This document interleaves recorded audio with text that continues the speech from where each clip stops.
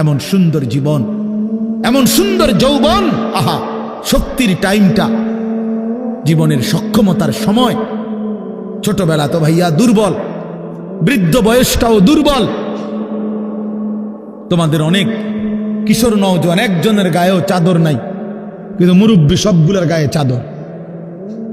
দেখো চাকায়া, এই চাষারা তো আমার সব পরিচিত চাষা।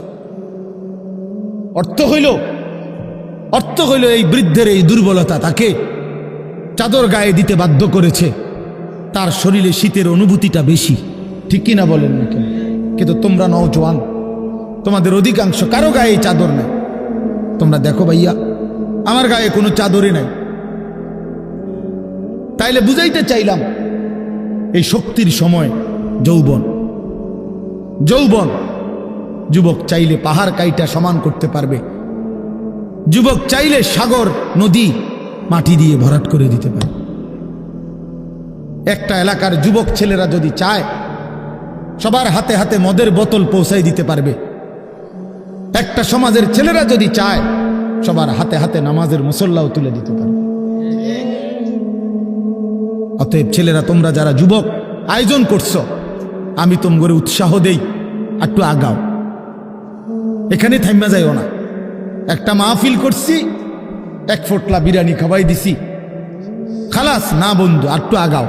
তোমরা আবার বসো, যে কয়জনে মাহফিলের আয়োজন করছো তোমরা আবার বসো, যে আমরা কেমনে আটটু ভালো হইতে পারি, আটটু চরিত্রবান হইতে পারি, আমরা কেমনে নিজেরা নামাজ ধরতে পারি। একটু যদি হিম্মত করো যুবক, ইনশাআল্লাহ ভালো হবে। শনিবার দিন আমি আমার মাদ্রাসায়, এই শনিবারে সকাল 10টা থেকে বিকাল 4:30 পর্যন্ত, এইবারই প্রথমবার আমি আলাদা 16 বছর থেকে 30 বছরের নিচে যাদের বয়স, এই কিশোর যুবকদের জন্য আলাদা ইসলাহি মজলিসের আয়োজন করছিলাম। আমার শায়েখ আল্লামা মুফতি মুশতাকুর নবী সাহেব বয়ান করছেন, আল্লামা মুফতি আমজাদ হোসাইন সাহেব বয়ান করছেন, হযরত মাওলানা মুফতি ইউসুফ বিন ইকবাল বয়ান করছেন, আমাদের কুমিল্লা ক্যান্টনমেন্টের বড় একজন শিশু বিশেষজ্ঞ ডাক্তার মিজানুর রহমান, উনি বয়ান করছেন, আমি নিজে কিছু কথা বলছি। প্রায় 600 ছেলে এন্ট্রিভুক্ত আসছে, এখানে উপস্থিত হয়েছে 600। সন্দ্বীপে, চট্টগ্রামে আমরা প্রতি বছর সন্দ্বীপ যাই, সেখানে 4টা-5টা ছেলে ফজরের নামাজের জন্য, তারা বন্ধু কলেজের ছেলে, 4-5 জন ছেলে মাত্র। ওরা একদিন সিদ্ধান্ত নিছিল, ওরা সবসময় ফজরের নামাজ পড়তো, তো ওরা একদিন সিদ্ধান্ত নিছে যে ফজরের পরে তারা সন্দ্বীপ তো সাগরের পারে, তো সাগরের পারে হাঁটতো তারা। তো তারা একদিন সিদ্ধান্ত নিছিল আজ থেকে 1 বছর আগে, যে আমরা সকালবেলা না হাইটা চলো আমরা বন্ধুদেরকে ফজরের জন্য জাগাই, ফজরের ক্যাম্পেইন করি, ফজরের জন্য গণসংযোগ করি। এই 4-5 জন ছেলে উদ্যোগ নিয়ে শুরু করছে। ঠিক 1 বছরের মেহনতে এই গত নভেম্বর, 24 সালের নভেম্বরে আমি গেছি মাহফিলে, ওইখানে তারা আমার লিস্টেড। ফজরের পরে আমি তাদের জন্য আলাদা বয়ান করছি, তাদের আলাদা মাহফিল হয়েছে ফজরের পরে। মানে রাতে আমি যেই প্যান্ডেলে ওয়াজ করছি, ওই প্যান্ডেলটা তারা সকালের জন্য আবার ভাড়া নিছে। বুঝেন না এই কথা? আমি ওখানে ছিলাম, আর ওখানে রাত্রে আসা যায় না, ওইটা সন্দ্বীপে স্পিড বোট দিয়ে আইতে যাইতে হয়, তো রাইতে আওয়ানোর সিস্টেম নাই, থাকতে হয়। এই জন্য ফজরের পরে আবার বয়ান করছি 1.5 ঘন্টা। তো ওরা, আমি বললাম এত ভোরে ছেলেরা আইবুনি, কয় হুজুর আসবে ইনশাল্লাহ, আপনি দেখেন। তারা আমারে দেখাইছে কাগজে কলমে লিস্টেড করা, প্রায় 4,500 ছেলে এখন ফজরের নামাজ জামাতে পড়ে। যুবক চাইলে কি না পারে, যুবক চাইলে ভাঙতে পারে, যুবক চাইলে গড়তে পারে, যুবক চাইলে বুলডোজার দিয়ে সমান করে লাইতে পারে, সমান করে ফেলতে পারে। আবার সেই ভাঙার উপরে যুবক চাইলে গড়তেও পারে। আল্লাহ তাআলা নওজোয়ানের শরীরে অসম্ভব হিম্মত দান করছে, অসম্ভব হিম্মত। এই জন্য বাপ, আমি যুবক যারা, তাদেরকে উৎসাহিত করলাম। মহান আল্লাহ পাক রব্বুল আলামিন আমাদেরকে বলছেন, আমি তোমাদের ইমানদার, ইমান নিলাম, আমি ইমান দিছি বান্দা, আমি গত বছর যখন তাবলিগের সফরে ছিলাম দিনাজপুর জেলায়, গত বছর আগস্ট মাসে ৭২ বছর বয়স্ক একজন হিন্দু লোককে কালেমার দাওয়াত দিছিলাম। ওনার 2 ছেলে মুসলমান। ওনারে আমি 2.5 ঘন্টা কালেমার দাওয়াত দিছি। আমরা 3 জন আলেম মিলে কত অনুনয় বিনয় করছি, কাকুতি মিনতি করছি, কাঁদছি, চোখের পানি ফেলছি। একটা বার চাচা কালেমা পড়েন, আপনার ছেলে মুসলমান, ছেলের বউ মুসলমান, আপনার নাতি নাতনি সব মুসলমান, আপনি এখনো বসে আছেন কেন? আহা, এই ৭২ বছর হয়ে গেছে। বুড়া মিয়া কয় আমি ওটা বলবো না, বলে নাই। আমি আমার সাথীদের কাছে, আমার 26 জন সাথী নিয়ে চিল্লায় গেছি। 16 জন আলেম, এক চিল্লা সফরে 950 মানুষ আল্লাহর রাস্তায় বের হয়েছে চিল্লার জন্য। আলহামদুলিল্লাহ, আল্লাহই করাইছে। তো বলতেছিলাম, আমি সাথীদের কাছে এসে বলছিলাম যে দেখেন ৭২ বছর বয়স হয়ে গেছে, এক আল্লাহর বান্দা, তার জবান দিয়া কোনোদিন তার মালিকের নামটা বের হয়।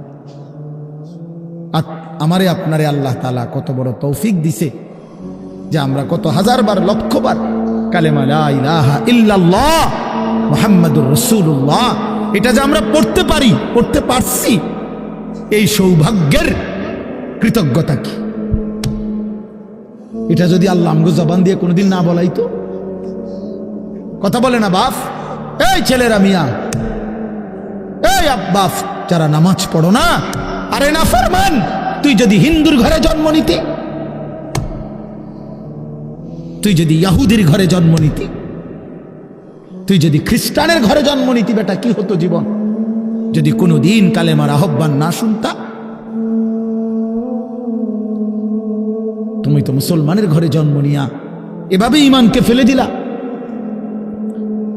মুসলমানের ঘরে জন্ম নিয়ে এভাবে নামাজকে প্রত্যাখ্যান করলা। ছি ছি ছি ছি, তোমারে দেখে তো হিন্দুও হাসবে, তোমারে দেখে তো ইহুদিও হাসবে, তোমারে দেখে তো খ্রিস্টানও হাসবে, যে দেখছো হয় নাকি শ্রেষ্ঠ জাতি, ওদের ধর্ম নাকি শ্রেষ্ঠ ধর্ম, ওদের ধর্ম কোরআন নাকি শ্রেষ্ঠ কিতাব, ওদের শ্রেষ্ঠ ধর্ম ওদেরই পছন্দ হয় না, ওদের শ্রেষ্ঠ কিতাব ওরাই পড়তে পারে না। তো এটা কিসের শ্রেষ্ঠ? কথা বলেন না। তাহলে আমি তো আমার ধর্মের অপমান। কথা বলেন না, আমি আমার ধর্মের অপমান না, আমি আমার কোরআনের অপমান। এজন্য তোমরা যারা বেনামাজি ছেলে, তোমরা ধর্মের অপমান। তোমাদের যাদের চুল বেঈমানের মতো, তোমরা মুসলমান ধর্মের অপমান। তোমাদের কারণে আমার ধর্ম লজ্জিত, তোমাদের কারণে ধর্ম বেইজ্জতি হয়েছে। তোমরা ইসলামকে অপমানিত করলা, আল্লাহকে অপমানিত করলা, আমার নবীর শ্রেষ্ঠতম 23 বছরের আদর্শকে তোমরা অপমানিত করলা।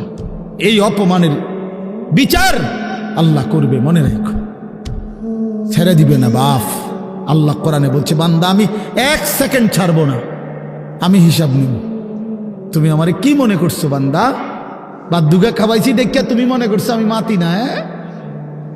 হ্যাঁ, কিটা মনে করছো? এ পেশাব পায়খানার ভাত তুমি মনে করছো আমি কিছুই বলবো না, কিছুই বলবো না। তুমি জানো না ফেরাউনকে শোয়াইছে কে? তুমি জানো না কারুনকে শোয়াই দিছে কে? তুমি জানো না নমরুদ সাদ্দাতকে নিশ্চিহ্ন করে দিয়েছে কে? তুমি শোনো নাই? তুমি আন্দাজ করো নাই আমি আল্লাহ কেমন?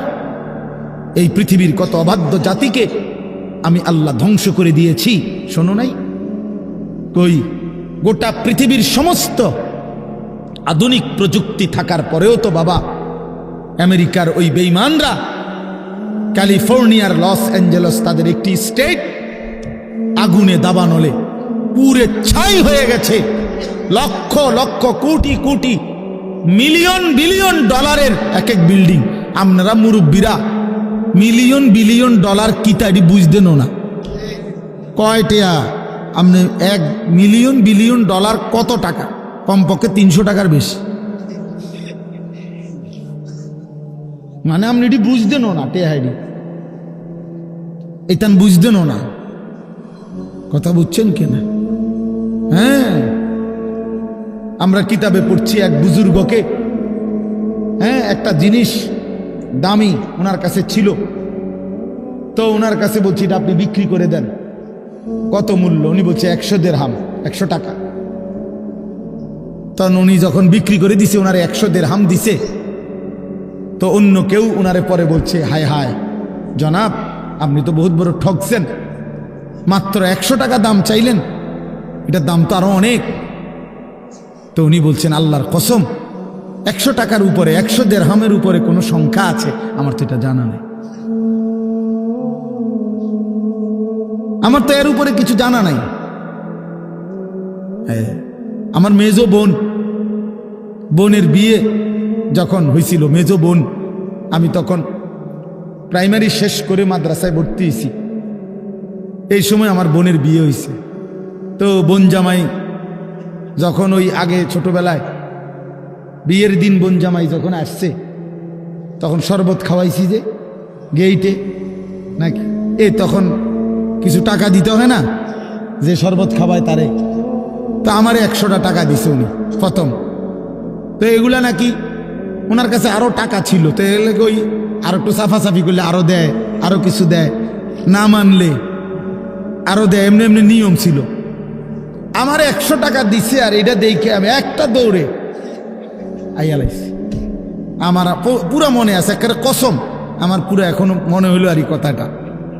আমার একেবারে আমার ভাই, চাচাতো ভাইটাই বা অন্যরা এত দমকাইছে, বেউকুফ, 100 টাকা লইয়া দৌড় দিয়ে আইয়ালাইছ। আমি বলছি, আমি তো আসলে এর চাইতে বেশি টাকা জীবনে আর দেখি নেই। তো বলতে চাইলাম, হাজার হাজার কোটি কোটি মিলিয়ন ডলারের এই বাড়ি ভবন, এগুলো পৃথিবীর সর্বাধুনিক প্রযুক্তি দিয়ে, অত্যাধুনিক প্রযুক্তি থাকা সত্ত্বেও, আধুনিক সরঞ্জামাদি থাকার পরেও বাফ আল্লাহর দেওয়া আযাবে আগুনে যখন জ্বলছে, এই কয়দিন হইল কোনো বেঈমানে 1 সেকেন্ডের জন্য আগুন নিভাইতে পারে নাই। 14,000 ফায়ার সার্ভিস কর্মী একসাথে আপনার পানি দিছে, আরো বাড়ে, আগুন আরো বাড়ছে। তার মানে বোঝা গেল, বাবা, পৃথিবীর কারো শক্তি মূলত কোনো শক্তি না, আল্লাহর শক্তির সামনে, আল্লাহর ফয়সালার সামনে। আল্লাহ যদি ভালো রাখে তাইলেই ভালো থাকা। হ্যাঁ, আপনার টাকা তো আছে 1000 কোটি টাকা, কিন্তু আপনার ফেড অসুখ, আপনি টেহা দিয়ে কিনবেন। আপনার টাকা তো আছে লক্ষ কোটি টাকা, কিন্তু আপনার তো ডায়াবেটিস, আপনি কিনবেন টাকা দিয়ে? কি করবেন? আপনি 7 রাজার ধন হইলেও কি লাভ হবে আপনার? এই জন্য আমি অনুরোধ করছি, আমরা মোমেন, আল্লাহ আমাদেরকে বলছে এটাই কথা, সকলেই আল্লাহর কথা শুনবে এটা জরুরি না, এবং সবার সৌভাগ্য হবে এটাও জরুরি না। আসমানের ফয়সালা, আল্লাহ তাআলার ফয়সালা। আল্লাহর কথা বলতে পারা এটাও সৌভাগ্য, শুনতে পারা এটাও সৌভাগ্য, ইন্তেজাম করতে পারা এটাও সৌভাগ্য। যালিকা ফাদলুল্লাহি ইউতিহি মান ইয়াশা। আল্লাহ তাআলা বলছেন, এটা আল্লাহ তাআলার ফজল, অনুগ্রহ, দয়া, তিনি যাকে ইচ্ছে করেন দিয়ে থাকেন, তিনি যাকে ইচ্ছে। হযরতে বেলাল রাদিয়াল্লাহু তাআলা আনহু, ওনার বাড়ি মক্কা মদিনা না, অনেক দূরে, কিন্তু উনি মুসলমান হয়েছেন, সাহাবী হয়েছেন। হযরতে হুযাইফা, নবীজির সাহাবী, ওনার বাড়ি মক্কা মদিনা না, ইয়ামান, উনি মুসলমান হয়েছেন, সাহাবী হয়েছে। হযরতে সালমান, ওনার বাড়ি মক্কা মদিনা না, ওনার বাড়ি ইরান, পারস্য, তো উনি সেখান থেকে আল্লাহ আনাইছে, উনি কালেমাওয়ালা হয়েছে। হযরত আবু হুরায়রা রাদিয়াল্লাহু তাআলা, বিখ্যাত সাহাবী, সবাই নাম জানে। আবু হুরায়রার নাম সবাই জানেন না? উনিও কিন্তু মক্কা মদিনার মানুষ না, উনি দাউস গোত্র, এটা অনেক দূরের, কিন্তু সেখান থেকে আল্লাহ ওনাকে আনাইয়া মুসলমান হয়েছেন, সাহাবী হয়েছেন। কিন্তু আবু জেহেল বাড়ির কাছে, আল্লাহর ঘর কাবার সবচেয়ে কাছে, সর্বপ্রথম বাড়ি যার কাবা ঘরের পরে আবু জেহেলের বাড়ি। জানেন এটা? আবু জাহেলের ঘরের আগে কারো ঘর নেই, কারো ঘর ছিল না। নবীজির ঘরও আরো পিছনে ছিল, সবার ঘর পিছনে। কাবা ঘরের সবচেয়ে নিকটতম প্রতিবেশী ছিল আবু জাহেল। তো কি হয়েছে? কিন্তু বদনসিব, আবুল আহাব কাছে ছিল, বঞ্চিত। এই জন্য এটা আসমানের ফয়সালা। এত কাছে থেকে বঞ্চিত হলো কেন? এত দূরের থেকে আসলো কেন? বুঝছেন না হিসাবটা? তাহলে মূলত ফয়সালাটা কার? ইউতিহি মান ইয়াশা। আল্লাহ বলছেন আমার অনুগ্রহ, আমার দয়া আমি যাকে ইচ্ছে করি দিয়ে থাকি, আমি যাকে ইচ্ছে করি দিয়ে থাকি। এই জন্য বললাম আর কি, আমি সবাই শুনতে পারবে, শুনবে এটা জরুরি না। আল্লাহ যাকে পছন্দ করে, ইচ্ছে করে, তাকে আল্লাহ তাআলা দ্বীনের বুঝ দান করে। হাদিসের মধ্যে আছে মাইয়ুরিদিল্লাহু বিহি খায়রান ইউফাক্কিহু ফিদ্দীন। আল্লাহ যার ভালো চান, কল্যাণ করতে চান, তাকেই আল্লাহ তাআলা দ্বীনের বুঝ দান করে, দ্বীনের বুঝ দান করে। নবীজি বলেন ইজা আরাদাল্লাহু বিআবদিন খায়রান ইস্তা'মালাহু। আল্লাহ যখন তার কোনো বান্দার ব্যাপারে ভালোর ফয়সালা করে, তো আল্লাহ তাআলা তাকে কাজে লাগান।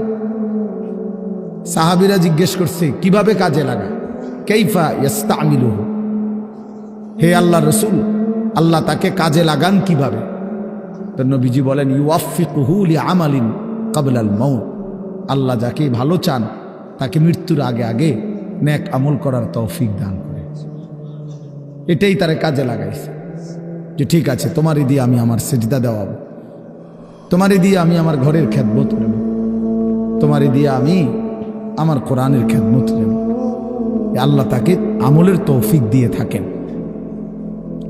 তাইলে এই জন্য বললাম, এটা সব সময় মনে রাখবেন, আল্লাহর দেওয়া তৌফিক ছাড়া বান্দা নামাজ পড়তে পারে না। বাত আল্লাহ সবাইকে খাওয়ায়, সেজদা আল্লাহ সবাইকে দিয়ে দেওয়ায় না। দুনিয়ার প্রয়োজন আল্লাহ সকলের প্রয়োজন পূরণ করে। জন্তু জানোয়ার, কুকুর বিড়াল, সাপ বিচ্ছু, কাফের মুশরিক বেঈমান নাস্তিক মুরতাদ, এদের সকলের দুনিয়াবি প্রয়োজন আল্লাহ পূরণ করে।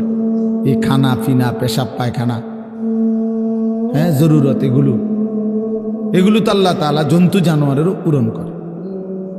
কিন্তু সেজদা, আল্লাহর গোলামি, আল্লাহর ইবাদত সবাইকে দিয়ে আল্লাহ করায় না। আল্লাহ যাকে পছন্দ করে, ইচ্ছে করে, তাকেই আল্লাহ তাআলা তার দ্বীনের জন্য কাজে লাগায়, আল্লাহর ইবাদতের তৌফিক দান করে। এই জন্য এটা সব সময় মনে রাখতে হবে। নবী সাল্লাল্লাহু আলাইহি ওয়াসাল্লাম দোয়া করতেন যে আল্লাহ আমার ইবাদত, আপনার ইবাদত সুন্দরভাবে করার জন্য আপনি আমারে সাহায্য করেন। আপনি সাহায্য না করলে হবে না, আপনি তৌফিক না দিলে হবে না। আল্লাহুম্মা লা মানিআ লিমা আ'তাইত। আপনি দিলে বাধা দিবে কে? আপনি না দিলে দিবে কে? আপনাকে বাদ দিয়ে কারো কোনো চেষ্টায় কি লাভ হবে? কোনো লাভ হবে না। এই জন্য এটা অনেক বড় ইহসান, আল্লাহ তাআলার দয়া। আল্লাহ যাকে পছন্দ করে, ইচ্ছে করে, দয়া করে, আল্লাহর ইচ্ছা হয় আল্লাহ তাকে কোরআন পড়তে দেয়, দ্বীন মানতে দেয়, আল্লাহকে সেজদা করতে দেয়। আর এমনি বাকিদেরকে আল্লাহ খাওয়ায় পড়ায়। এটা একটা কমন ব্যাপার। আল্লাহ তাআলা বলছেন আমি অনুগত অবাধ্য সবাইকেই খাওয়াই। কাফের মুশরিক বেঈমান কারো রিজিক দুনিয়াবি আমি আটকাই না। এই জন্য আল্লাহ তাআলা ফেরাউনকেও রিজিক দিছে, মুসা নবীকেও রিজিক দিছে না? নমরুদকেও রিজিক দিছে, ইব্রাহিম আলাইহিস সালামকেও রিজিক দিছে। আল্লাহ তাআলা আবু জেহেল, আবু লাহাবকেও রিজিক দিছে, নবী সাল্লাল্লাহু আলাইহি ওয়াসাল্লামকেও রিজিক দিছে। তাহলে দুনিয়ার প্রয়োজন সকলের পূরণ করছে, সকলের। কিন্তু আখিরাত সমান না, আখিরাত ভিন্ন। আখিরাত শুধুই ইমানদারের। পরকালের সুখ শান্তি নিয়ামত শুধুই ইমানদারের, শুধুই সেজদাওয়ালার। কোরআন শরীফে আছে আল্লাহ তাআলা বলবে কুলু ওয়াশরাবু হানিআম বিমা কুনতুম তা'মালুন। আমার বান্দা বিগত জীবন দুনিয়াতে যে আমল করছো তার বিনিময়ে আজকে জান্নাতে খাও, পান করো, ওগুলোর বিনিময়ে। কুলু ওয়াশরাবু হানিআম বিমা আসলাফতুম ফিল আইয়ামিল খালিয়া। আল্লাহ বলেন, জান্নাতীকে বলবে, বান্দা নিশ্চিন্তে আরামসে দুনিয়ার জীবন যে তুমি নেক আমল করেছো তার বিনিময়ে আজকে আরামসে নিশ্চিন্তে নির্বিঘ্নে আমার জান্নাতে খাও এবং পান করো। জাযাআম বিমা কানু ইয়ামালুন। আল্লাহ তাআলা বলেন, জান্নাতের এই নিয়ামত বান্দা তোমাকে দিলাম কিসের বিনিময়ে? জাযাআম বিমা কানু ইয়ামালুন, ওই যে দুনিয়ায় আমল করেছিলে তার বিনিময়। এ তোমার সেজদার বিনিময়, এ তোমার রুকুর বিনিময়, এটা তোমার জিকিরের বিনিময়, আমার গোলামের বিনিময়, আমার বন্দিগির বিনিময়। এই জন্য আখিরাত শুধুই মোমেনের জন্য, পরকাল শুধুই ইমানদারের জন্য।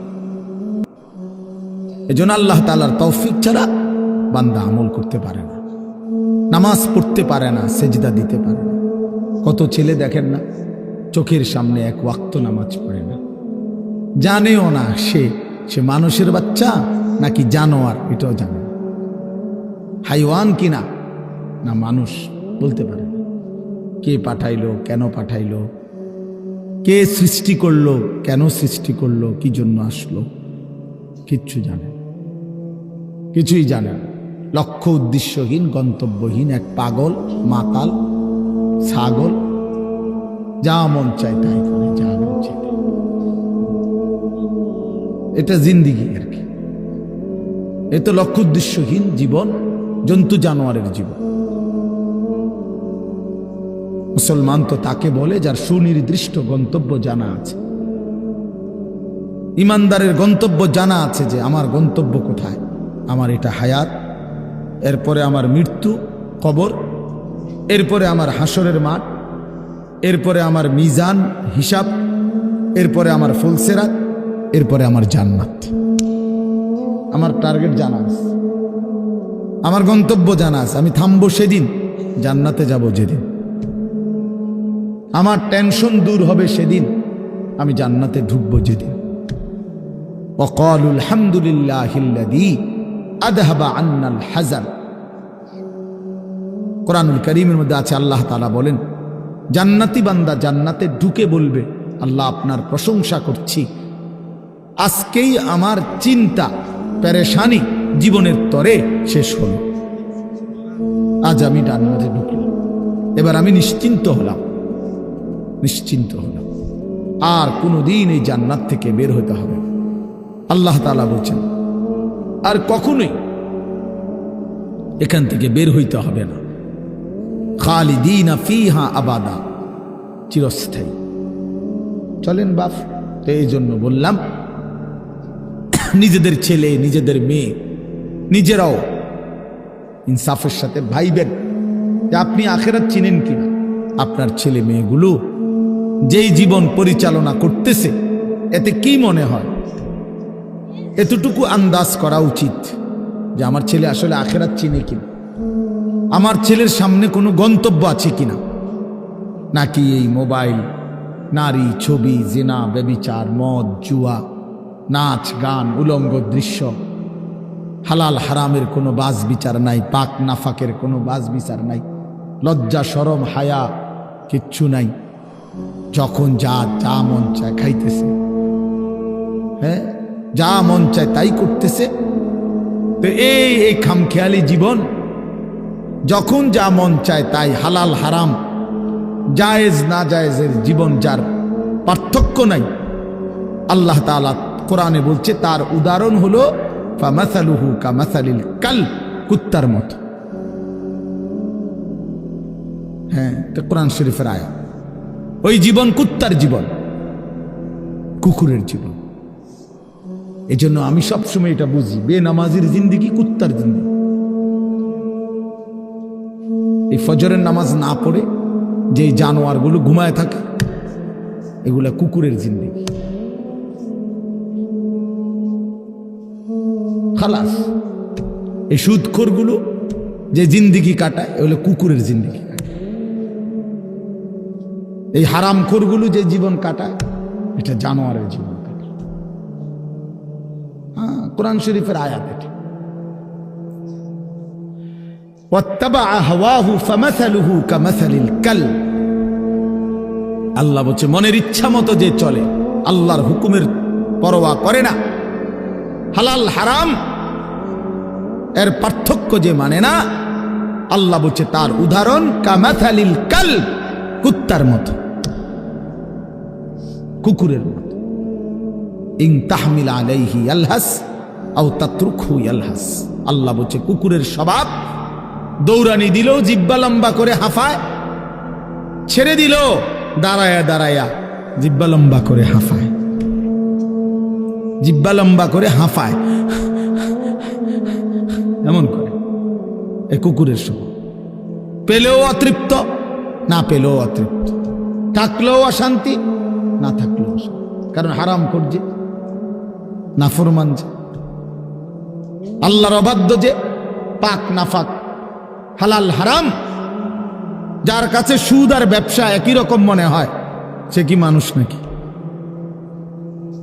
যার কাছে আপন বউ পরের মহিলা সমান মনে হয়, নিজের বউও দেখে, মানুষের বেডিও দেখে, তো তার কাছে কি কোনো হালাল হারামের পার্থক্য আছে কি? তো সে জানোয়ার না, তো জানোয়ার কে? সে জানোয়ার না, তো জানোয়ারটা কে? তাই বলে, ইনসাফের কথা বলে, নাহলে বিচারে কর কি কয়। এই জন্য এটা সবসময় মনে রাখবেন, জওয়ান হন আর বুড়া হন, আমি হই আর আপনি হন, হালাল হারামের পার্থক্য যার মধ্যে নাই, কুকুরের মধ্যে কোনো হালাল হারামের পার্থক্য নেই, কুকুরের মধ্যে পাক নাফাকের কিছু নেই, কারণ যেহেতু সে জানোয়ার। কিন্তু মানুষ যে ইনসান, তার সৃষ্টিগত সত্তার মধ্যে হালাল হারামের অনুভূতি থাকতে হবে। মুসলমান তাকেই বলবে যার মধ্যে জায়েজ না জায়েজের পার্থক্য আছে, হালাল হারামের অনুভূতি আছে, পাক নাফাকের অনুভূতি আছে। কোরআনুল কারীমে আল্লাহ তাআলা এটা বলছেন। এজন্য নবীজি বলছেন আল হালালু বাইয়িন ওয়াল হারামু বাইয়িন। যেটা হালাল এটা স্পষ্ট, যেটা হারাম এটাও স্পষ্ট। নবীজি বলেন আমি অন্ধকারে রেখে যাই নাই উম্মতকে, একটা সেকেন্ডের জন্য আমি আমার উম্মতকে আড়ালে রেখে যাই নাই, সব কিছু আমি স্পষ্ট বলেছি। হালালগুলোও পরিষ্কার করে দিছি, হারাম যা তাও স্পষ্ট করে দিয়েছি। 24 ঘন্টার যাবতীয় কর্মকাণ্ড আমি আল্লাহ স্পষ্ট করে দিয়েছি। ওই দেখেন ওই অপদার্থ ছেলেটার দিকে দেখেন, এক নজরে মোবাইলের দিকে তাকায় রয়েছে, কারে বলে কি ওয়াজ করে এর কোনো খবর। এটা ধরে রাখছে মোবাইল, এক নজর একদিকে হালাল। এবার ওয়াজ হয়, কারে বলে কি বলে, আমার এত কিছু দরকার কি, আমি আর আমার মোবাইল। এই জিন্দেগি, এই ছেলে পেলেদের আকসারের জীবন এটা। 24 ঘন্টা পৃথিবীতে তার একটাই জিনিস, সেটা হলো একটা মোবাইল। এটাই তার মা, এটাই তার বাবা, এটাই তার আত্মীয়, এটাই তার স্বজন। মোবাইলেই হাসে, মোবাইলেই কাঁদে, মোবাইলেই আবেগ, মোবাইলেই অনুভূতি, সব কিছু জীবনের মোবাইলটার। কোত্থেকে আসলো, কে বানাইলো, কে সৃষ্টি করলো, কেন পাঠাইলো, কে আমারে বানাইলো, আমি কোত্থেকে আসলাম, কেন রাত হয়, কেন দিন হয়, আমার কোনো দায়িত্ব আছে কিনা আমার আল্লাহর পক্ষ থেকে, কিচ্ছুর কোনো সামান্যতম বুঝ বুদ্ধি আকল দিমাগ কিচ্ছু। 365 দিন, এক বছরে কোনো দিন নামাজ পড়ে না, তারও কিছু মনে পড়ে না, কেউ তারে মনে করাইও দেয় না। কই তার বাপ কেডা, তার মা কি, কেউ একটু বলেও না যে কিরে বাপ, তুমি যে এক ওয়াক্ত নামাজ পড়ো না, তুমি মুসলমানের বাচ্চা হইলা কেন, তুমি মানুষের বাচ্চা হইলা কেন? তার মা একটাবার বলে না, মায়ে কেমন, সন্তানেই কেমন। আমার খুব আফসোস লাগে, এটা খুব আফসোস লাগে। মাঝে মাঝে মনটা চায় যে কি আসলে কি মুসলমান এত পাষাণ হইল কেমন? বাপে কেমন, সন্তানেই কেমন, মাই কেমন, মেয়েটাই কেমন। কেউ পর্দা করেন, মাও বেপর্দা, মেয়েও বেপর্দা। বাপ ফুজি ছেলে মেয়ে সবাই মিললে টেলিভিশন চায়, একসাথে নাচ গান নর্তকীর ছবি নাটক সিনেমা দেখতেছে। ছি ছি ছি ছি, কত নিকৃষ্ট মুসলমান, কত বেশরম বেহায়া নির্লজ্জ হইলে এত বড় বেশরম হইতে পারে? আত্মমর্যাদা, আত্মসম্মান, লজ্জা যদি এক বিন্দু থাকতো তাইলে তো বাবা জিজ্ঞেস করতো যে কিরে বাপ, তুই মুসলমানের ঘরে জন্ম নিয়া এক ওয়াক্ত নামাজ পড়ে না, তুই কেমনে রে আমি মুসলমানের সন্তান হইলি? তুই মুসলমানের ঘরে সন্তান হইলি কেমন? আরে এইটা তো আগে বোঝাপড়া করার বিষয় ছিল। তোর বিদেশ, তোর চাকরি, তোর দাখিল, তোর এসএসসি বেড়া এডি বাদ দে বেড়া, থো বেড়া এডি পরের কথা বেড়া। আগে তুই মুসলমানের বাচ্চা কিনা আগে এটা বল বেটা। তোর নামাজের বোঝাপড়া কর আগে বেটা। কিসের তোর বিদেশ, আবার কিসের তোর দেশ? তোর চাকরি দিয়ে আমি করব কি? তোর ব্যবসা দিয়ে আমি করবো কি? তোর উপার্জন খাইয়া আমি করবো কি বেটা? তুই তো হারাম কর, তুই তো নাফরমান। এতটুকু যদি বিবেক বাবার না থাকে, সেটা কেমন বাপ? এ কেমন অভিভাবক? এ কেমন মুসলমান মা বাবা যাদের হৃদয়ে এই কথা আসলো না? আপনার তো উচিত ছিল আগে এই বুঝাপড়া করা। আগে ছেলের সাথেই বুঝাপড়া করেন। তুই মুসলমানের বাচ্চা কিনা আগে এটা বল। মুসলমানের বাচ্চা 16 বৎসরে এক ওয়াক্ত নামাজ ছাড়া থাকে কেন? কথা বলেন, ইনসাফ কি বলে? ইনসাফের কথা বলেন, বিচারের কথা বলেন। ছেলেগুলোকে আপনারা এভাবে ছেড়ে দিলেন, আর তোমরা ছেলেরাও বাবা এইভাবে নষ্ট হয়ে গেল। অনাদরে, অবহেলায় এমন সুন্দর জীবন, এমন সুন্দর যৌবন, শরীর স্বাস্থ্য সব শেষ করে দিলা। একবারও মনে পড়লো না তোমারও তো শেষ আছে বাপ। রাত যেমন ভোর হয়, দিন যেমন রাত হয়, তোমারও হায়াতও একদিন শেষ হয়। প্রতি ঘন্টা মিনিট সেকেন্ড যায় মানে তোমার হায়াত যায়, আমার হায়াত যায়, ঠিক না? তো আল্লাহ আমাদেরকে বুঝ দান করেন। এজন্য বাপ আমরা ভাবা উচিত, আমাদের এটা ফিকির করা উচিত। ছোটরাও বড়রাও মাঝ বয়সীরাও এত লাগাম ছাড়া মানুষ হয় না। মুসলমানের জীবন এত বড়, জন্তু জানোয়ারের মতো হওয়ার কথা না বাবা। হ্যাঁ, গুনাহ হইতে পারে, গুনাহ আমারও আছে, আপনাদেরও আছে, গুনাহ হইতে পারে, হবে। সেটা হলো হুচট খাওয়া। মানে চলার পথে আমি 10 কিলো পথ হাঁটলাম, আমি 30 কিলো পথ গেছি এক জায়গা থেকে আরেক জায়গায়। তো এই চলার পথে হয়তো একবার আধবার পড়ে যাইতে পারি, পিছলা খাইতে পারি, ঠিক আছে, এটা হইতে পারে।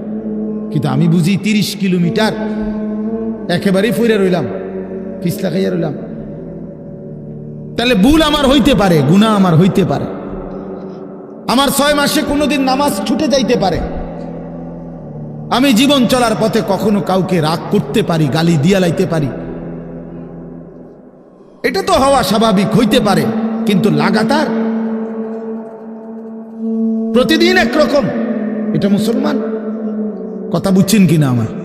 আপনি বুঝি এখানে প্রত্যেকদিন মিশা কথা কইবেন, আপনি বুঝি প্রতিদিন সুদ খাইবেন, আপনি বুঝি প্রত্যেক দিন ওজনে কম দিবেন, এটা বুঝি মুসলমান?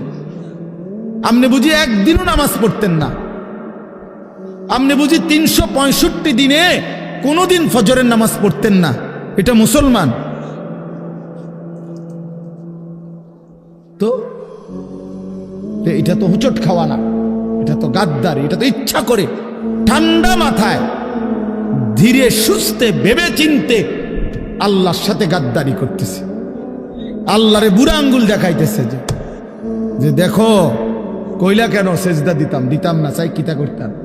আল্লাহ বলবে অসুবিধা নাই বান্দা, বাতে না খাও, আর তো বেশি কিছু না, দুগা খানাই তো খাও আর গুম যাও, খানা তো কুত্তাও খায়। তবে মনে রাখো, কবরে আইসো একটা লাথি দেওয়া মু ফেরেস্তারে দিয়া, একটা লাথি, এক লাথিতে বুঝবা আমার নাফরমানির শাস্তি কি। কাল্লা সাউফা তা'লামুন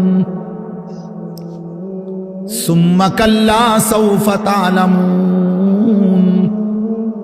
আল্লাহ বলে, বান্দা কবরে আইসো, আমি বুঝায় দেব আমার নাফরমানির শাস্তিটা কি। ফেরেশতা দুই কান বরাবর।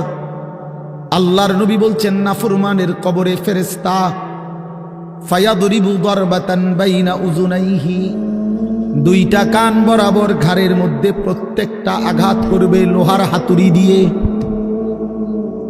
ফায়াসিহু সাইহাতান, নাফরমান কবরে এত জোরে চিৎকার করবে, ইয়াসমাউহা মান ইয়ালিহি ইল্লা সাকালাইন। আল্লাহর নবী বলেন, দুনিয়াবাসী মানুষ এবং জিন ব্যতীত আল্লাহর সব সৃষ্টি ওই বেঈমানের কবরের চিৎকার শুনতে পাবে, এমন জোরে চিৎকার দিবে। একটা একটা আঘাত এভাবেই চলবে কিয়ামত পর্যন্ত, এভাবেই চলবে কিয়ামত পর্যন্ত। আল্লাহর নবী সাল্লাল্লাহু আলাইহি ওয়াসাল্লাম বলেন, নাফরমান পাপীকে যখন কবরে রাখা হবে, তিনটা প্রশ্নের উত্তর যখন নাফরমান দিতে পারবে না, সাথে সাথে কবর তারে এত জোরে একটা চাপ দিবে, একটা চাপ দিয়া ডান পাশের মাটি বাম দিকে, বাম দিকের মাটি ডান পাশে চলে আসবে। হাত্তা তাখতালিফা আদলাউহু, আল্লাহর নবী বলেন, ডান পাশের পাজরের হাড্ডি ভাইঙ্গা বাম পাশে ঢুকে যাবে, বাম পাশের হাড্ডিগুলো ভাইঙ্গা ডান পাশে ঢুকে যাবে। নবীজি দেখায় দিছে, হাত্তা তাখতালিফা আদলাউহু, এইভাবে দুই আঙ্গুল একটা যেমন আরেকটার মধ্যে ঢুকে যায়, আল্লাহর নবী বলেন এভাবে পাজরের হাড্ডি একটা আরেকটার মধ্যে ঢুকে যাবে।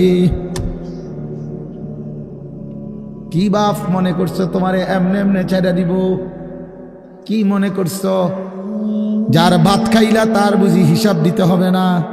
কি মনে করছো মুফত এটা? হ্যাঁ, কার পানি পান করেছো, কার ভাত খেয়েছো, কার আসমান, কার জমিন, কার চন্দ্র, কার সূর্য ব্যবহার করেছো বান্দা? কার এটা? তোমার আব্বার। শরীরটা তোমার বাপের নি, চোখ নাক কান তো তোমার আল্লাহর। আলাম নাজআল লাহু আইনাইন ওয়া লিসানান ওয়া শাফাতাইন। আল্লাহ বলে, বলো না বান্দা, আমি কি দুইটা চোখ দেই নাই? ওহ বাবা, কথা কয় না। আমি কি জিহ্বাটা দেই নাই? আমি কি দুইটা ঠোঁট দেই নাই? তো উত্তরে কি বলবেন? যে না দেন নাই। কি বলবেন? কথা বলেন। তো এই কথা বলার হিম্মত আছে কারো? যে আল্লাহ আপনি চোখ দেন নাই, আপনি ঠোঁট দেন নাই? কারো সাহস আছে কিনা এটা বলার? তাইলে আল্লাহই তো দিয়েছেন। আলাম নুসিহ জিসমাকা, হাদিসে আছে নবীজি বলেন, আল্লাহ জিজ্ঞেস করবে হাসরের মাঠে, বান্দা বলো না আমি কি তোমার শরীরটা সুস্থ রাখি নাই? ওয়া নুরভিকা মিনাল মা, আমি কি প্রতিবার তৃষ্ণার্ত অবস্থায় তোমারে আমি আল্লাহ তো আমি কি পানি পান করাই নাই? আমি তো পানি পান করিয়েছিলাম, আমি তো তৃষ্ণা নিবারণ করেছিলাম, আমি তো ক্ষুধার চাহিদা পূরণ করেছিলাম, আমি তো কায়নাতের সূর্য চন্দ্র আলো বাতাস দিয়েছিলাম। ওয়াজআলনা নাওমাকুম সুবাতা, আল্লাহ বলে সারাদিনের ক্লান্তি দূর করার জন্য রাত্রি গভীরের ঘুম আমি আল্লাহই তো বানিয়েছি। ওয়াজআলনাল লাইলা লিবাসা, অন্ধকার কালো চাদর দিয়ে ঢেকে পৃথিবীটাকে অন্ধকারাচ্ছন্ন করে দিয়েছি আমি আল্লাহই তোমার ঘুমের উপযুক্ত পরিবেশের জন্যে। আবার দিনের বেলা আলোকিত করে দিয়েছি তোমার উপার্জনের সুবিধার জন্যে। রাতে তুমি ঘুমাইবার জন্য অন্ধকার করে দিয়েছি, দিনে তুমি রোজগার করবা এই জন্য আলোকিত করে দিয়েছি। সুবহানাল্লাহ। ওয়াজআলনান নাহারা মাআশা, উপার্জনের জন্য দিন বানিয়েছি, ঘুমাইবার জন্য রাত বানিয়েছি। ওয়াজআলনা সিরাজাও ওয়াহাজা, একটা উজ্জ্বল সূর্য আমি আল্লাহই বানিয়েছি। وأنزلنا من المعصرات ماء ثجاجا, জমাট বাঁধা মেঘ থেকে আমি আল্লাহ অঝোর ধারায় বৃষ্টি নামিয়েছি। এই জমিনটাকে সিক্ত নরম করেছি, ছোট্ট ছোট্ট ছিদ্র বানিয়েছি। তোমার অনাদরে ফেলে দেওয়া দানা আমি আল্লাহ কুদরতি স্বয়ংক্রিয় মেশিন দিয়ে আমি আল্লাহ জমিনের নিচে আমি নিয়ে এসেছি।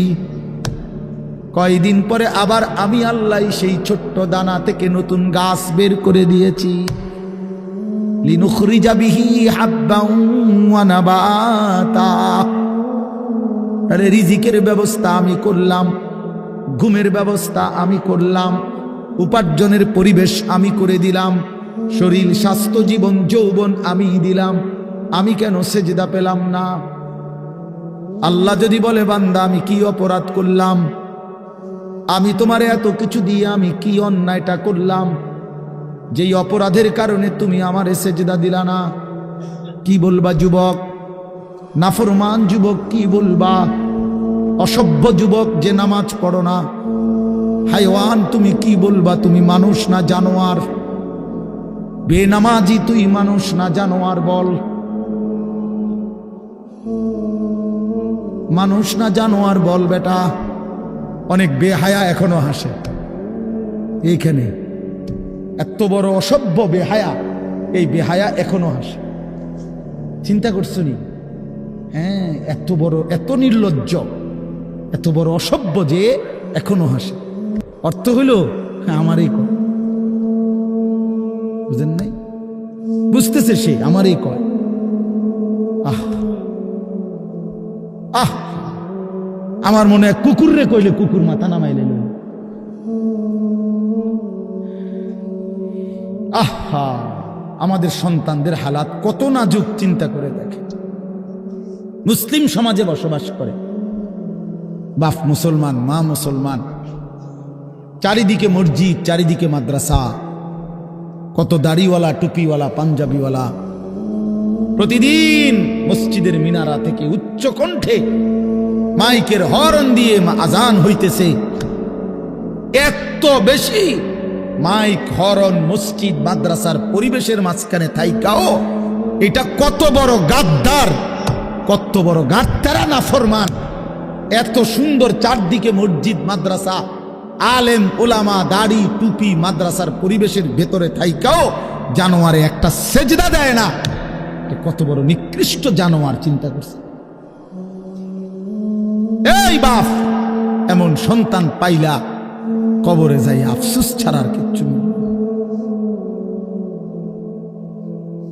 আজকে যদি এই আফ্রিকার জঙ্গলে থাকতো তাহলে হয়তো যে বাবা এত বড় আফ্রিকার জঙ্গলে ছিলাম যেখানে কোনো দিন কোনো আজান হয় নাই, যেখানে কোনো মসজিদ দেখি নাই, মাদ্রাসা দেখি নাই, আল্লাহ চিনব কোত্থেকে?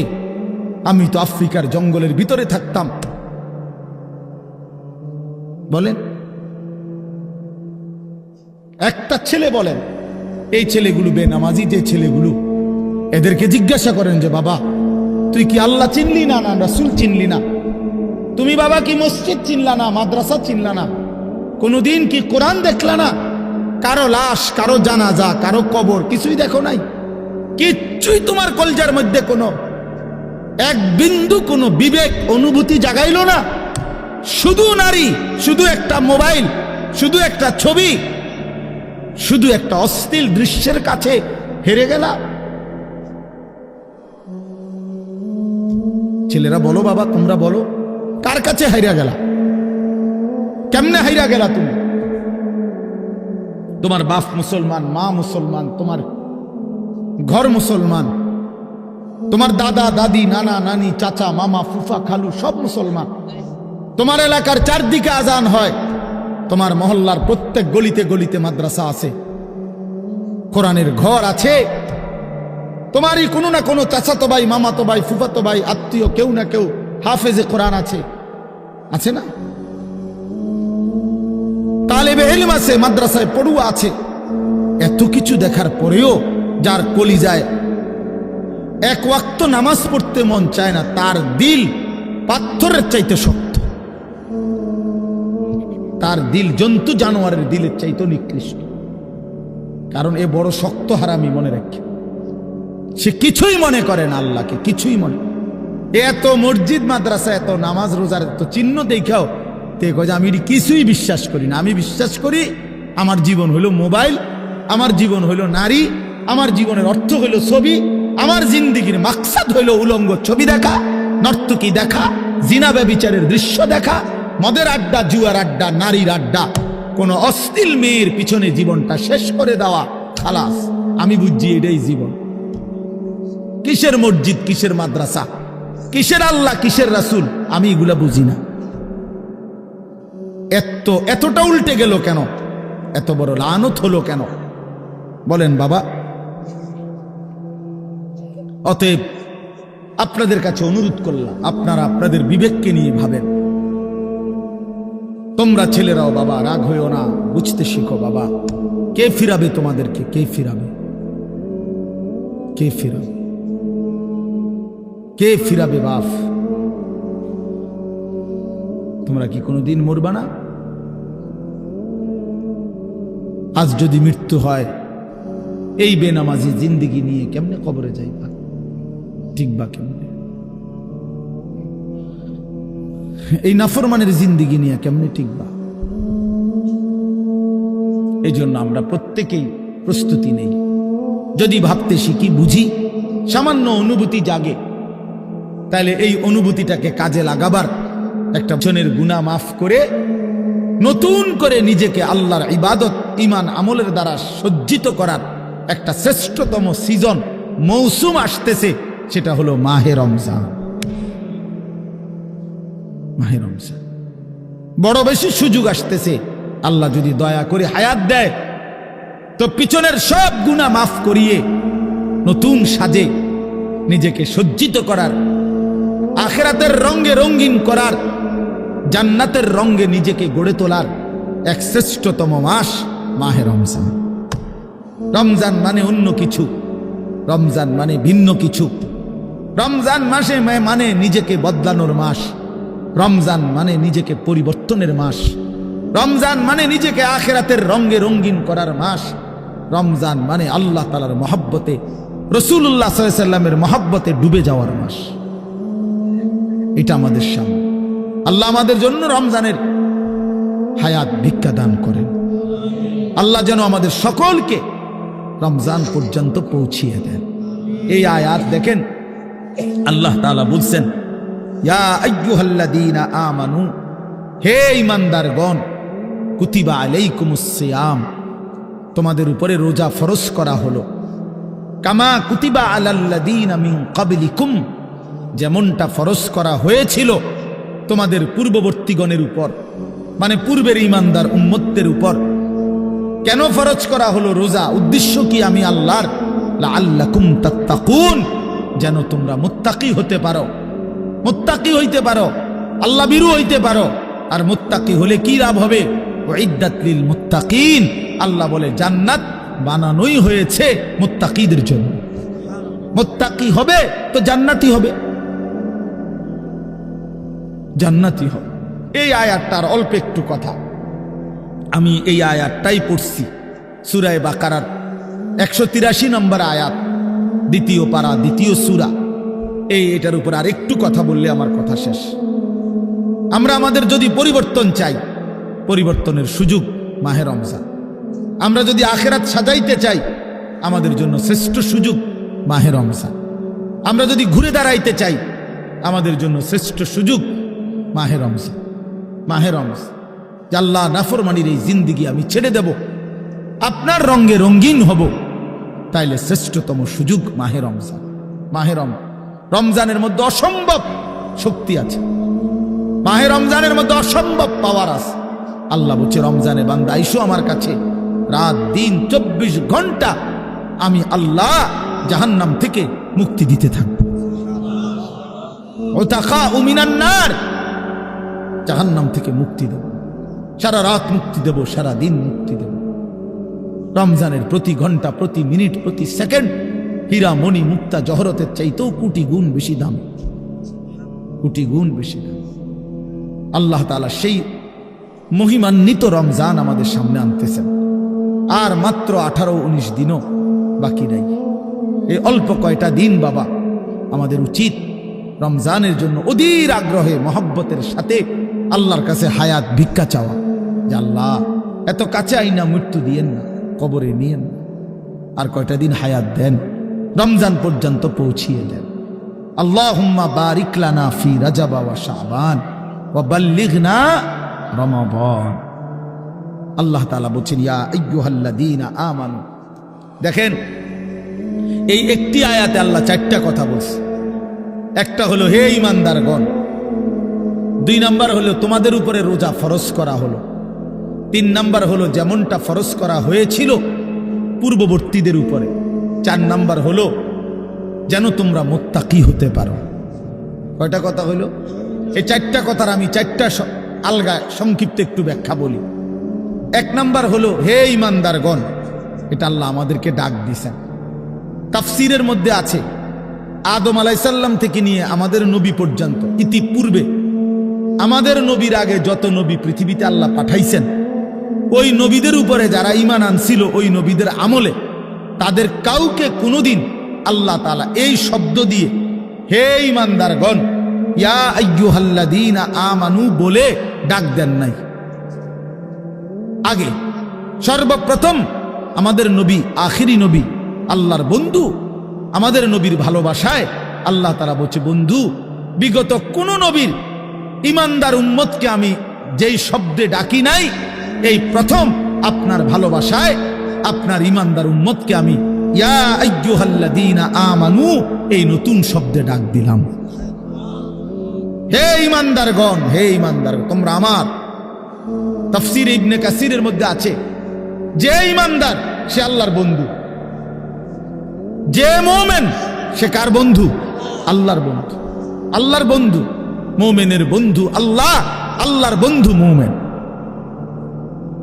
আল্লাহর বন্ধু মুমিন। এই জন্য তাফসীরে লিখছে হে ঈমানদারগণ, এই কথার আরেকটা তর্জমা এটা, হে আমার বন্ধুগণ।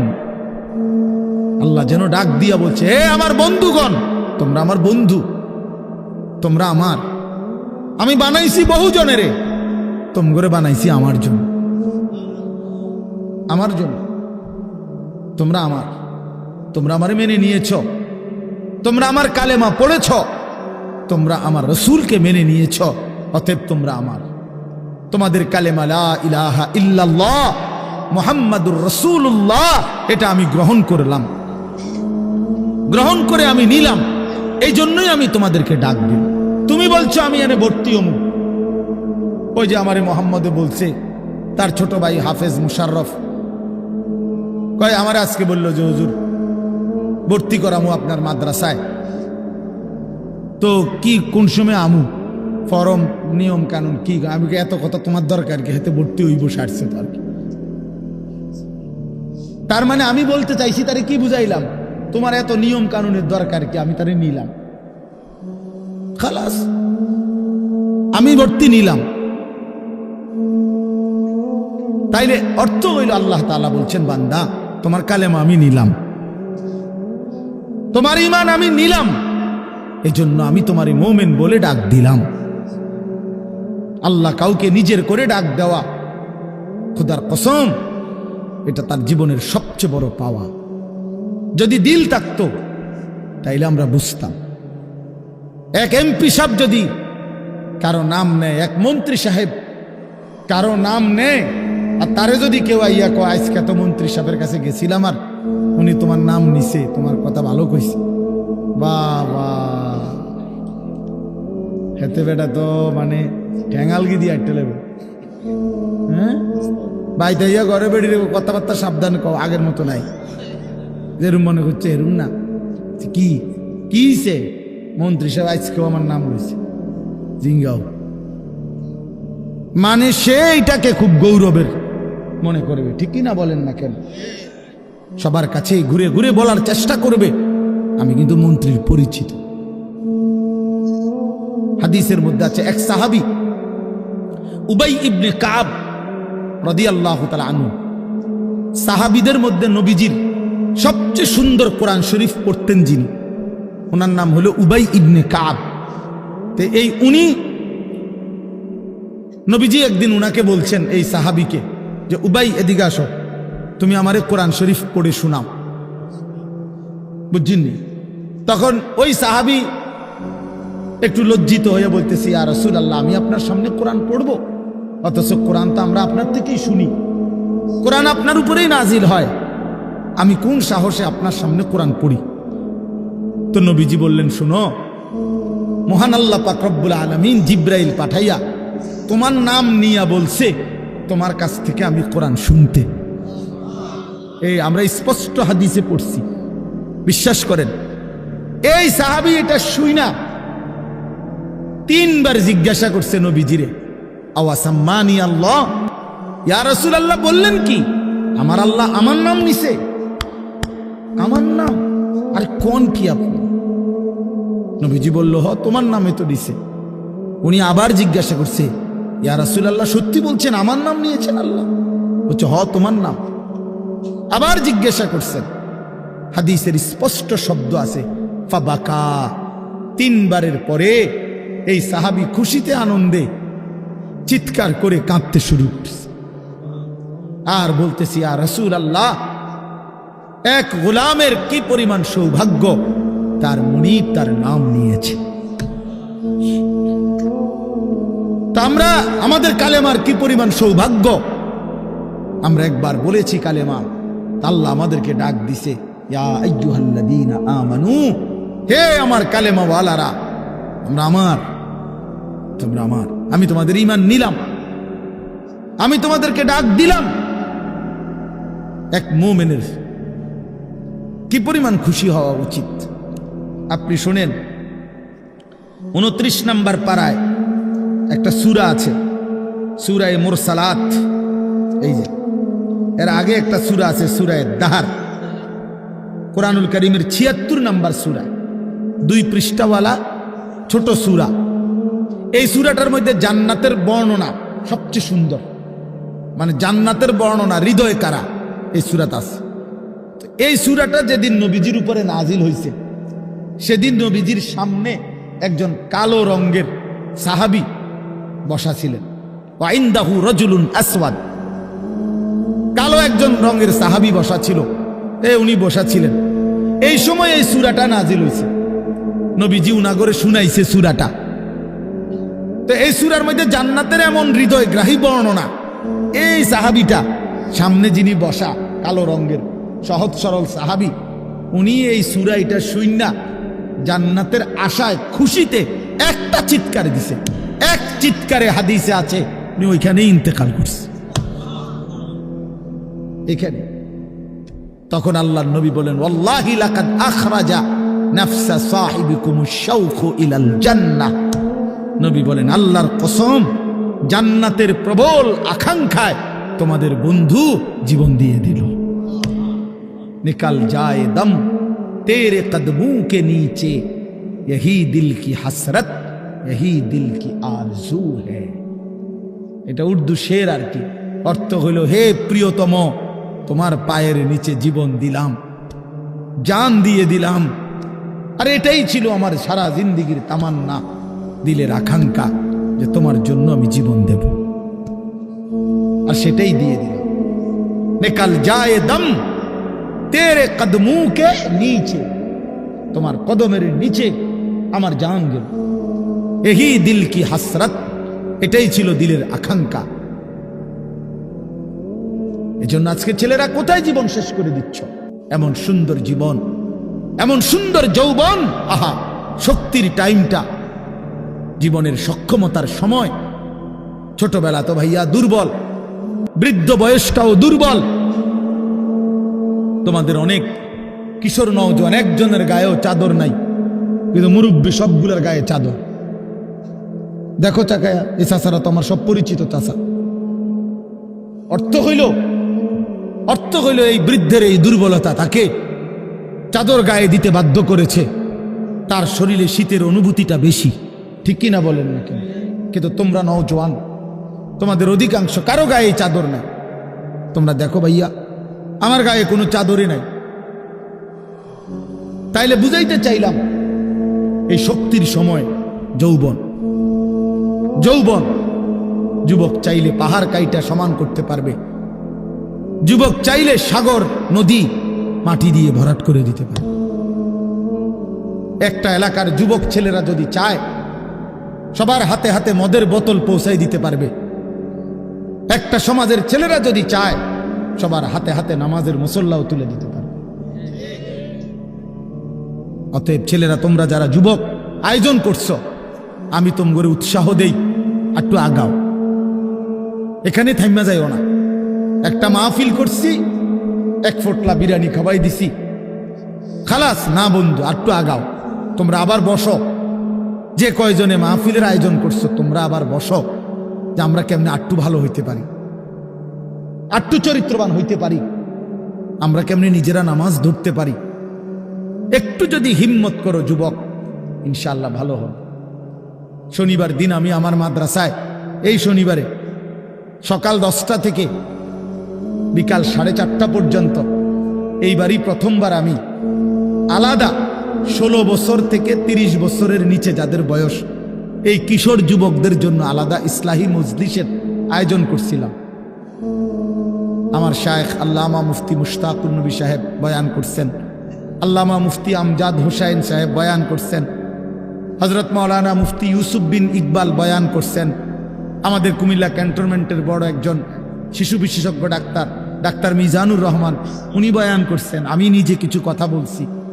প্রায় 600 ছেলে এন্ট্রিভুক্ত আসছে, উপস্থিত হয়েছে 600।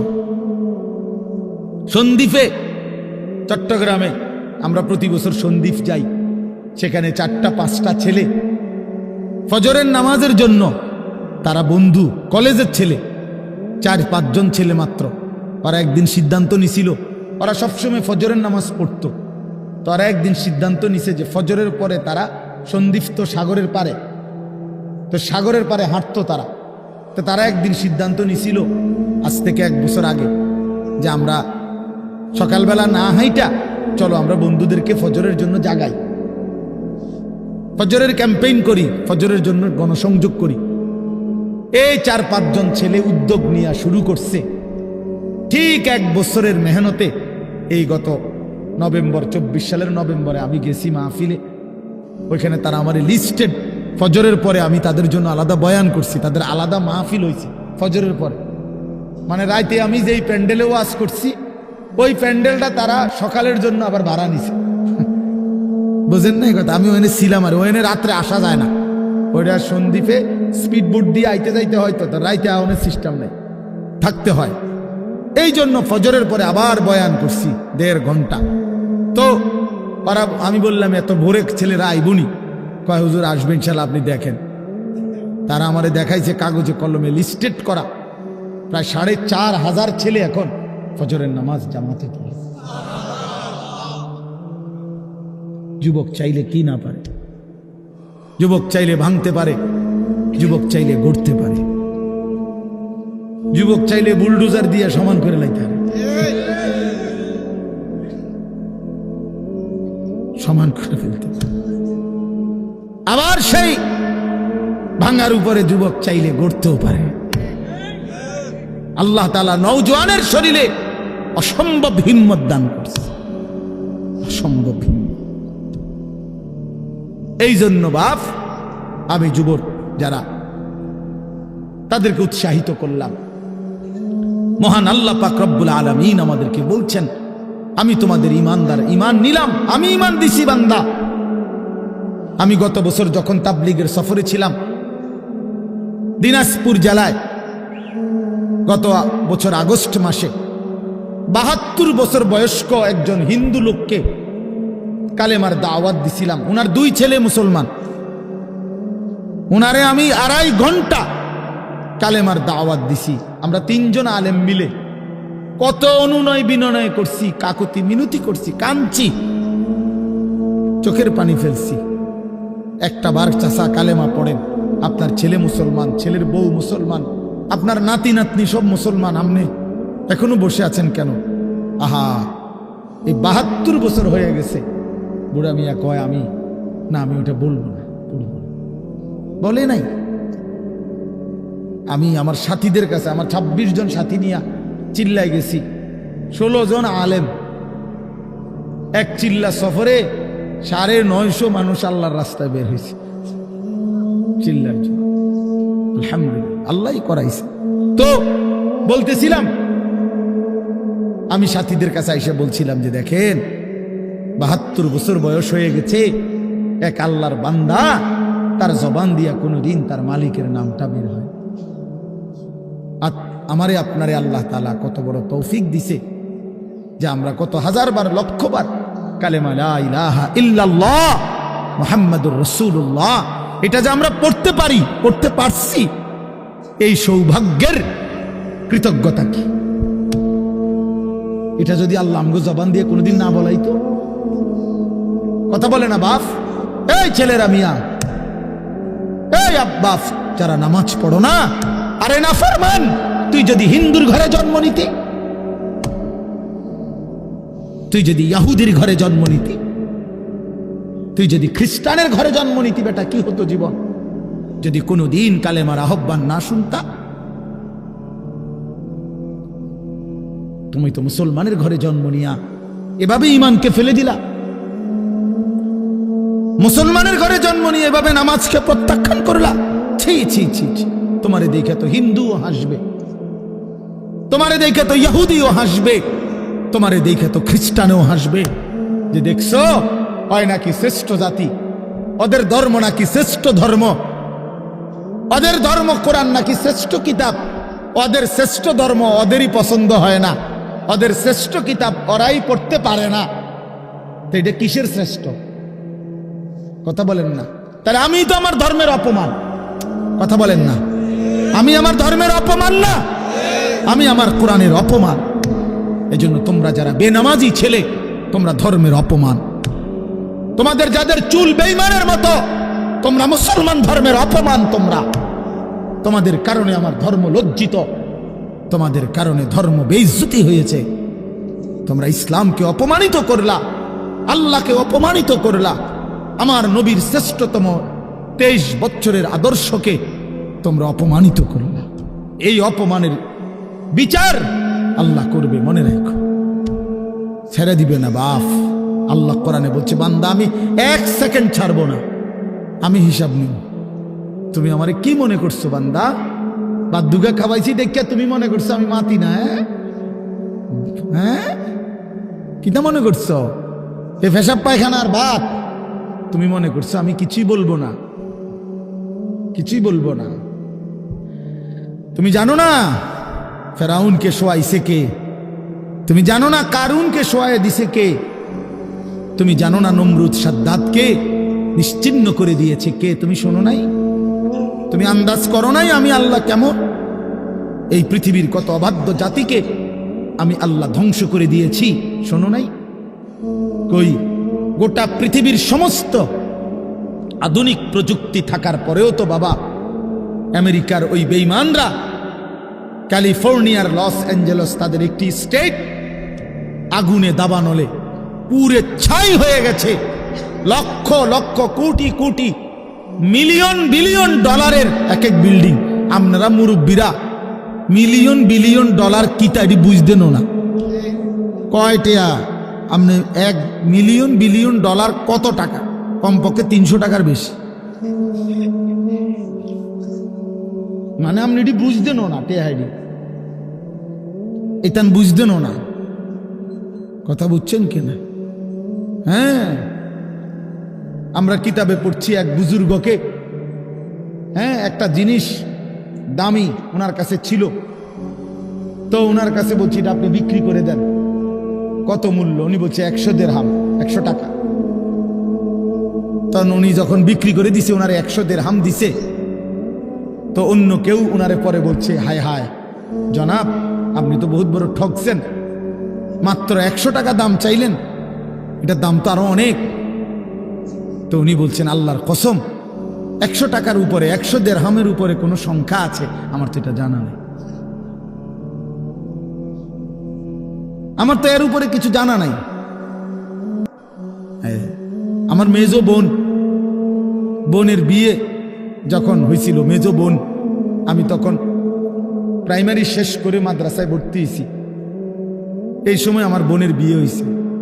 তো বোন জামাই যখন ওই আগে ছোটবেলায় বিয়ের দিন বোন জামাই যখন আসছে, তখন শরবত খাওয়াইছি যে গেইটে নাকি, তখন কিছু টাকা দিতে হয় না, যে শরবত খাওয়ায় তারে। তো আমারে 100টা টাকা দিছে উনি প্রথম। তো এগুলা নাকি ওনার কাছে আরো টাকা ছিল, তো এগুলো ওই আরো একটু সাফাসাফি করলে আরো দেয়, আরো কিছু দেয়, না মানলে আরো দেয়, এমনি এমনি নিয়ম ছিল। আমার 100 টাকা দিছে, আর এটা দেখে আমি একটা দৌড়ে আইয়া লাইছি। আমার পুরো মনে আছে, একেবারে কসম, আমার পুরো এখনো মনে হইলো আর এই কথাটা। আমার একেবারে আমার ভাই, চাচাতো ভাইটাই বা অন্যরা এত দমকাইছে, বেউকুফ, 100 টাকা লইয়া দৌড় দিয়ে আইয়া লাইছ। আমি বলছি, আমি তো আসলে এর চাইতে বেশি টাকা জীবনে আর দেখি নেই।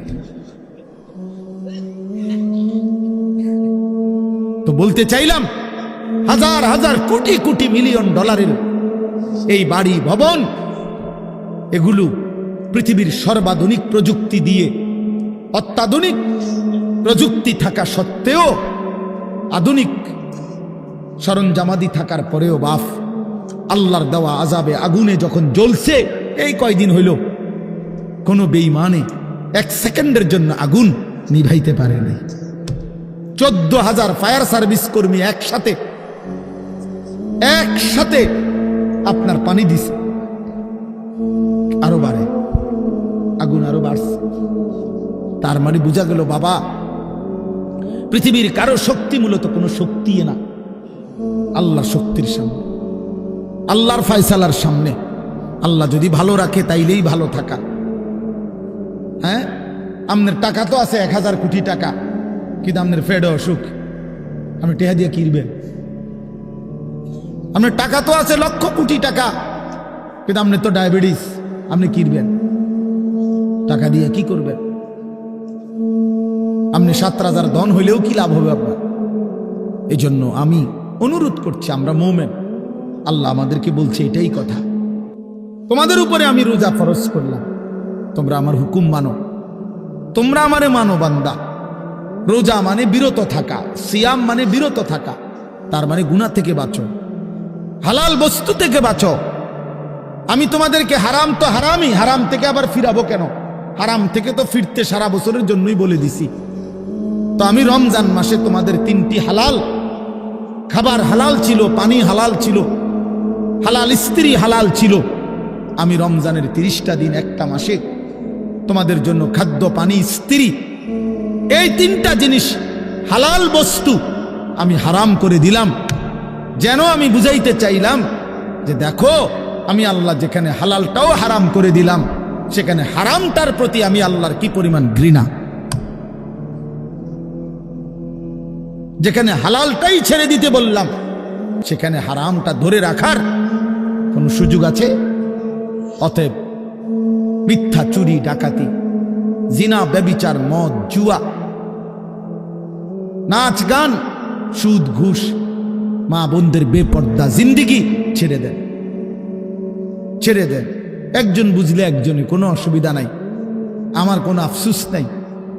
আমি সব সময় ফেরিওয়ালার মতো আমি বুঝি, একজনই শুনুক, একজনই যদি ভাবে আলহামদুলিল্লাহ। সংখ্যা দিয়ে আমি কি করব? বুঝেন নাই? 10 কোটি মানুষ আমারে মনে করেন আলগি দিছে, তো কি কিছে? আমার কবর রাজাব মা। বাংলাদেশের একেবারে মনে করেন 50 লাখ লোক আমার চিনে, তো কি চাইতে আমার কবর রাজাব মা। তো আর কি, পরিচিতি, অপরিচিতি, জনপ্রিয়তা, এগুলো কোনো বিষয় না, এগুলো কোনো মুখ্য বিষয় নয়। বিষয় হলো আল্লাহর কাছে গ্রহণ হওয়া, আখিরাতের মুক্তি পাওয়া, জাহান্নাম থেকে মুক্তি পাওয়া। অতএব আজকে এতটুকুই মূল কথা। আমরা প্রত্যেকেই এটা ভাবি আমরা মুমিন। প্রিয় ভাই বলেন, আমরা এখানে যারা এখন বসছি, রাত 12টা বাজে, আমার কথা শেষ, নীরবে একটা মিনিট ইনসাফের সাথে ছেলেরা বাবা বলো তুমি মুসলমান কিনা। না ছেলেরা আলাদা বলো বাবা, কও তোমরা মুসলমান কিনা। প্রিয় বাপ বলো তুমি মুসলমান কিনা, তুমি মুসলমানের সন্তান কিনা। তাইলে তুমি সিদ্ধান্ত দাও আজকে। বয়স্ক যারা আছেন তারা আপনারা বসা থাকেন, কিন্তু তোমরা যারা 30 বছরের নিচে ছেলে, তোমাদের বয়স, বুঝে শুনে ধোঁকা দিও না, আল্লাহর সাথে ধোঁকা করো না, আল্লাহর সাথে মস্কারি করো না।